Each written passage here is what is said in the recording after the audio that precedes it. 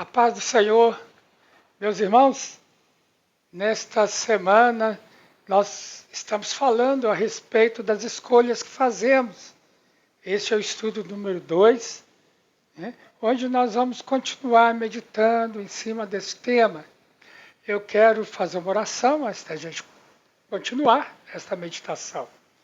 Pai, em nome de Jesus, te agradeço, Senhor, por tudo que o Senhor tem nos orientado e nos ensinado, e que o Senhor, mediante o Espírito Santo, venha nos trazer graça e sabedoria, Senhor. Abençoa meus irmãos que estão lá do outro lado, Senhor, que todos nós possamos crescer no conhecimento do Senhor, em nome de Jesus. Amém. Então, as escolhas que fazemos, nós vimos no estudo passado, que na Bíblia nós temos muitos exemplos de escolhas que mudaram a vida e o destino das pessoas. Então, a partir desses exemplos, nós podemos tirar lições preciosas para a nossa vida.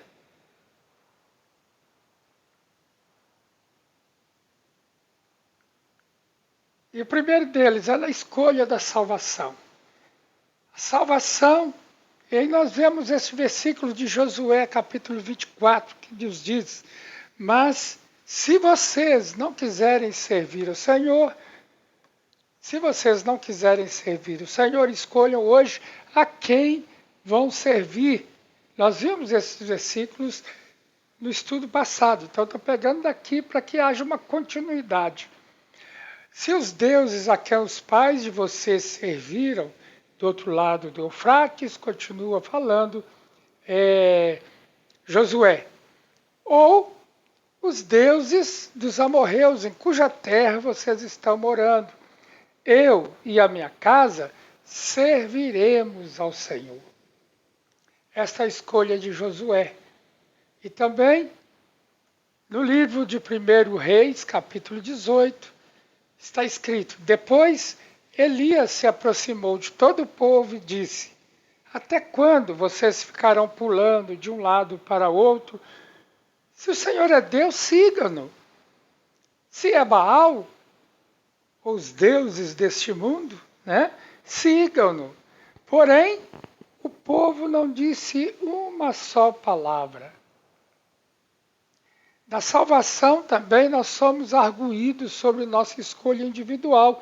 Depende de cada um decidir a quem servir. Em Mateus, no Evangelho de Mateus, segundo Mateus, está escrito: ninguém pode servir a dois senhores. Palavra de Jesus. Jesus quem disse isso. Ninguém pode servir a dois senhores, porque ou irá odiar um e amar o outro, ou irá se dedicar a um e desprezar o outro. Vocês não podem servir a Deus e às riquezas. Foi Jesus quem disse isso. Nós não podemos servir a Deus e às riquezas, mas podemos também entender esse versículo de uma forma mais ampla. Nós não podemos servir a Deus e às coisas do mundo, ou deste mundo. Uma vida dedicada a Mamon é uma vida de medo, de frustração, de sofrimento.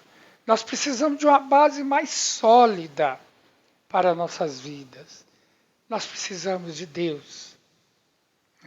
Por isso, o Evangelho é tão importante. Por isso, falar do amor de Jesus para as pessoas torna-se tão importante. E por isso mesmo, Jesus deu essa ordem: ide por todo mundo e pregai o Evangelho a toda criatura. Aquele que crê e for batizado será salvo. O que não crê está condenado.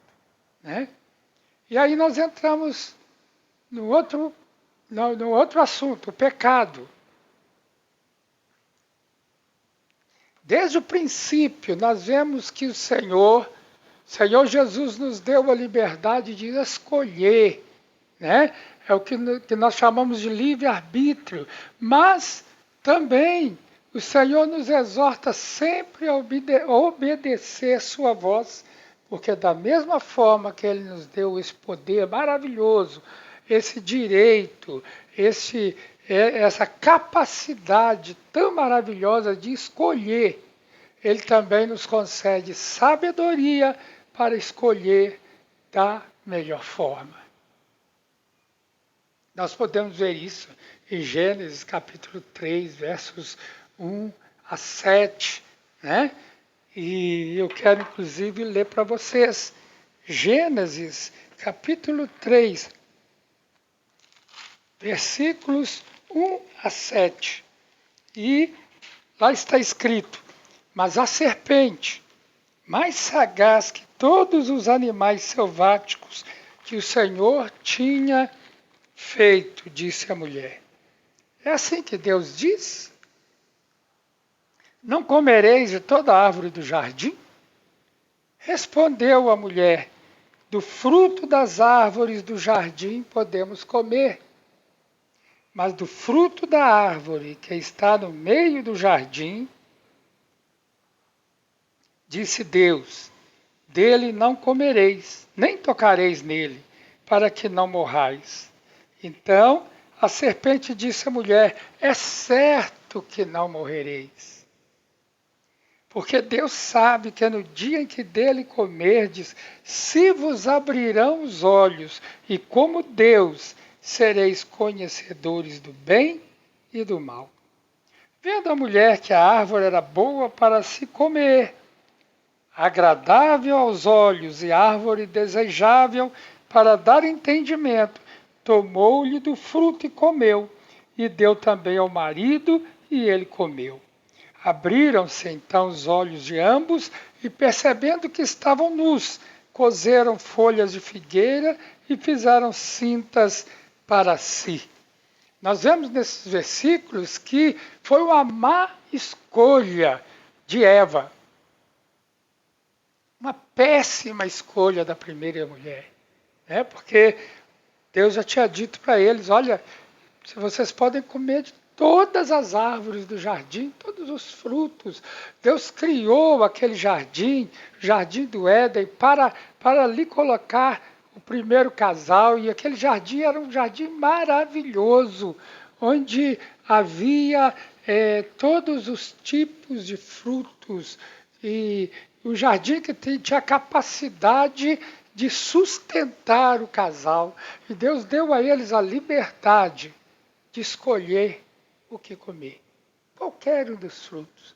Apenas um fruto. O fruto que está na árvore, lá no meio do jardim.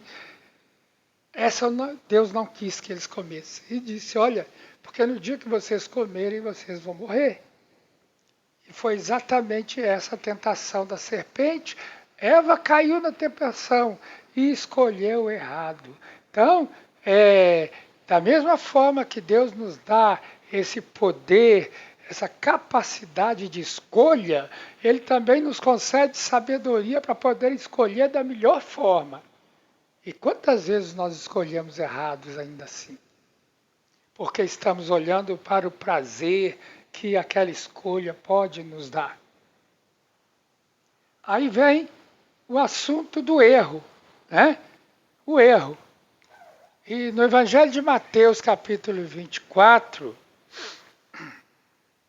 diz assim: estando, pois, o povo reunido, Pilatos lhes perguntou: quem vocês querem que eu solte? Barrabás ou Jesus, chamado Cristo? Porque sabia que era por inveja que eles tinham entregado Jesus. Esse caso aqui é aquele caso em que Jesus estava preso, foi preso, e estava sendo julgado, um julgamento errado, feito às pressas, de qualquer jeito, né? Onde os sacerdotes, os fariseus, queriam de todo modo condenar Jesus à morte. Né? Barrabás, ou melhor, Pilatos, né? Que era o governador, ele então apresentou Jesus para eles e disse: quem vocês escolhem? Barrabás ou Jesus, chamado Cristo? E eles escolheram Barrabás.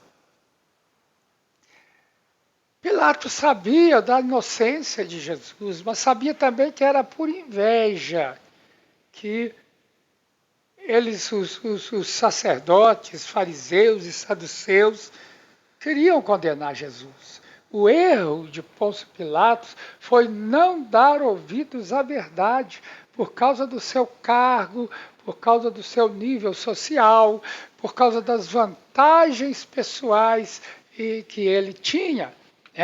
Ele tinha medo de perder tudo isso. Por causa do seu cargo de governador, do seu nível social, Pilatos, como governador da Judéia, ele tinha acesso a toda a nobreza romana, do imperador romano. Ele não queria perder isso.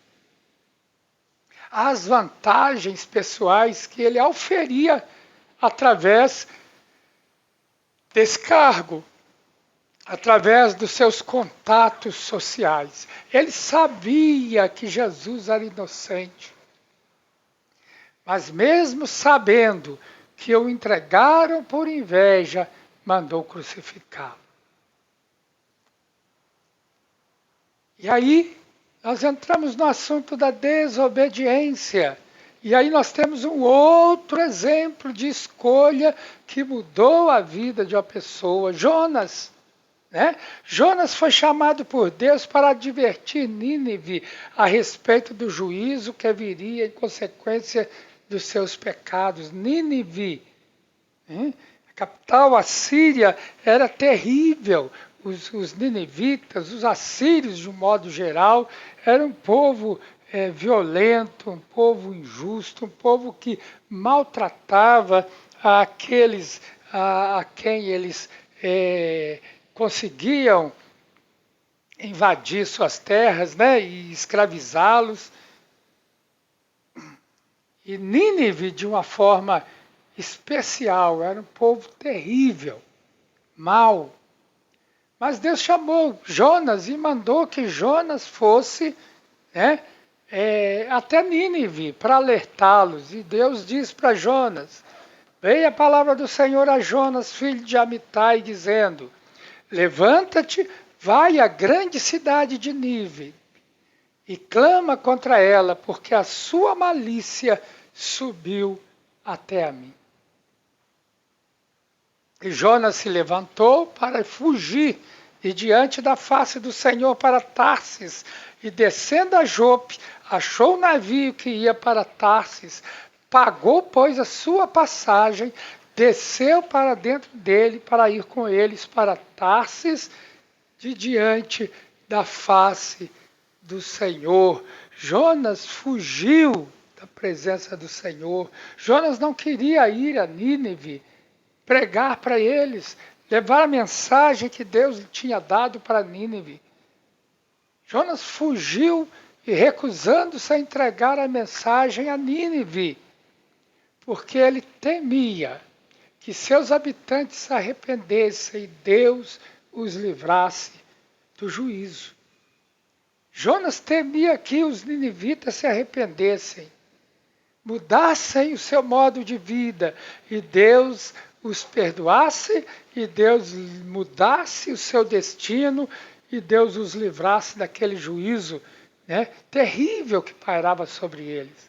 E por causa disso, Jonas fugiu da presença de Deus. Irmãos, literalmente, Jonas foi no sentido contrário ao que Deus havia mandado que ele fosse. Nínive era ali, Jonas foi para lá, para Tarsis, fugindo da presença de Deus. Depois nós vemos então o modo da traição. No Evangelho de Mateus, nós lemos que o traidor tinha dado a eles, aos sacerdotes, um sinal. Aquele que eu beijar é esse, prendam-no. Judas, o traidor, Judas recebeu dinheiro dos sacerdotes dos sacerdotes e dos romanos, para entregar Jesus. E ele então tratou com eles um sinal. Jesus estaria no jardim de Getsêmani, como de fato aconteceu após ceiar com os discípulos, comemorar a Páscoa com os discípulos. A Bíblia diz que Jesus saiu e foi para o jardim. E ali no início da madrugada, já na madrugada, né, chegaram os guardas e Jonas à frente deles, e Judas à frente deles. E Judas tinha tratado um sinal com eles: aquele que eu beijar é esse, prenda-no. E ele, chegando-se a Jesus, ele beijou Jesus e Jesus foi preso. Seus discípulos fugiram e os guardas levaram Jesus. Judas recebeu 30 moedas dos sacerdotes. Perdão, isso aqui está errado, não são os sacerdotes romanos, dos sacerdotes judeus, né? Mas o sentimento de culpa que Judas teve foi tão grande que a Bíblia diz que ele foi se enforcar depois que ele caiu em si da bobagem que tinha feito. E entrou um remorso no coração dele. Bobagem de Judas. Se ele tivesse se arrependido, ele teria sido perdoado. Assim como Pedro, que também traiu Jesus. Né? Pedro negou Jesus. Mas quando, ao cair em si e vendo o que tinha feito, Pedro chorou amargamente e Pedro se arrependeu. Ele não fugiu, ele foi para o encontro dos discípulos. Ele não fugiu. E Jesus, então, quando ressuscitou, foi até ali e perdoou a Pedro. Judas não fez isso. Judas fugiu, foi para um lugar e foi ali e se enforcou, suicidou. Né? Tamanho era o remorso que ele sentia. Irmãos, nós hoje ficamos aqui e continuaremos essa meditação no próximo estudo, porque o tempo, senão vai ficar muito grande, o tempo muito longo. Então nós vamos parar aqui e vamos continuar no próximo estudo, se assim o Senhor nos permitir. Que o Senhor te abençoe, que Jesus Cristo abençoe você e te dê a paz. Amém.